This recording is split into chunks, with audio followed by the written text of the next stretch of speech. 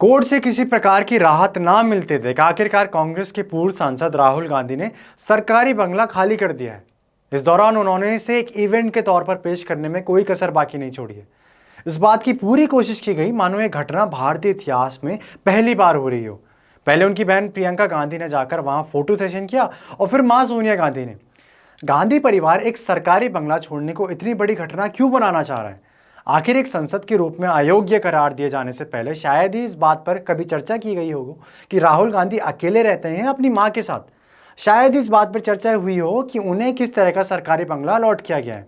अपने लगभग 20 वर्षों की सांसदी में शायद ही उन्होंने पहले कभी बताया हो कि 52 साल के होने के बावजूद उनके पास अपना घर है या नहीं। पर कांग्रेस पार्टी और राहुल गांधी का डेस्परेशन काल चल रहा है। राहुल गांधी डेस्परेट हैं।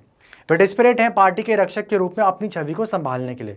वे डेस्परेट हैं अपने अस्तित्व को एक अर्थ देने के लिए। वे डेस्परेट हैं प्रधानमंत्री बनने के लिए। ऐसे में अपनी लीडरशिप स्किल की कमी की भरपाई वे सहानुभूति की लहर से करना चाहते हैं। शायद उनके सलाहकारों ने बताया है कि और कुछ पास नहीं है, इसलिए सहानुभूति ही बटोर लो। कोशिश तो कर ही सकते हो। कौन जाने शायद सहानुभूति इतनी मिल जाए कि सत्ता दिला दे। तो राहुल गांधी उसी सहानुभूति को इकट्ठा कर रहे हैं। आखिर ऐसा ना होता तो उन्हें 52 वर्षों में पहली बार याद ना आता कि उनके पास अपना कोई घर नहीं है। 52 साल हो गए, मेरे पास घर नहीं है। ऐसा कैसे हो सकता है कि इतनी संपत्ति होने के बावजूद राहुल गांधी के पास घर नहीं है? सोनिया गांधी ने तो इलेक्शन एफिडेविट में यह तक बताया है कि उनके पास कोई कार ही नहीं है। लेकिन ये पब्लिक है साहब, सब जानती है। यह विश्वास करने के लिए तैयार नहीं है कि राहुल गांधी के पास कैश नहीं है, इसलिए वे नोटबंदी के कारण 4,000 रुपए लेने के लिए आम भारतीय की तरह लाइन में खड़े हैं। पब्लिक ये मानने के लिए तैयार नहीं है कि उनके कुर्ते की जेब फटी है और उसमें रुपए नहीं है। जनता ये कैसे भूल सकती है कि जब अमेरिका के एक मुख्य समाचार पत्र ने सोनिया गांधी को दुनिया की अमीर महिलाओं की सूची में चौथे नंबर पर बता दिया था। इस रैंकिंग में कितनी सच्चाई है ये हम कह नहीं सकते, लेकिन फिलहाल सच ये है कि सोनिया गांधी के पास प्रधानमंत्री आवास से भी बड़ा घर है।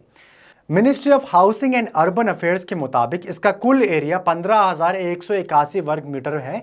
वहीं प्रधानमंत्री मोदी के आवास का कुल एरिया 14,101 वर्ग मीटर है। सोनिया गांधी के इस घर का पता है 10 जनपथ। यहां सोनिया गांधी पिछले 32 साल से रह रही हैं। आपको बता दें, ये 10 जनपथ निवास सबसे पहले पूर्व प्रधानमंत्री लाल बहादुर शास्त्री को अलॉट हुआ था। 1964 में भारत के पहले प्रधानमंत्री जवाहरलाल नेहरू का निधन हुआ। इसके बाद उनके आवास त्रिमूर्ति भवन को कांग्रेस ने नेहरू मेमोरियल बनाने का फैसला किया। ऐसे में सवाल उठा कि नए प्रधानमंत्री लाल बहादुर शास्त्री कहां रहेंगे।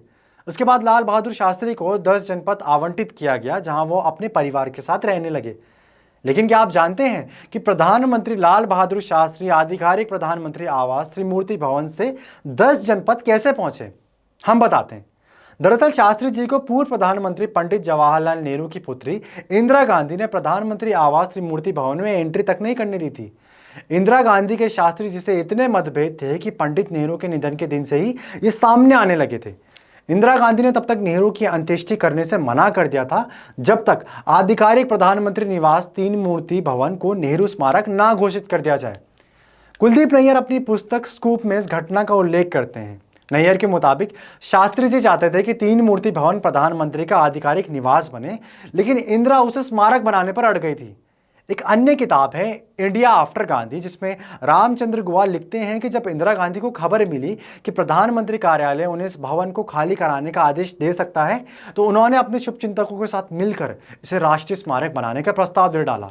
शास्त्री चाहते हुए भी इस प्रस्ताव के खिलाफ नहीं जा सकते थे। इसके बाद कांग्रेस ने अगस्त 1964 को नेहरू मेमोरियल फंड की स्थापना की।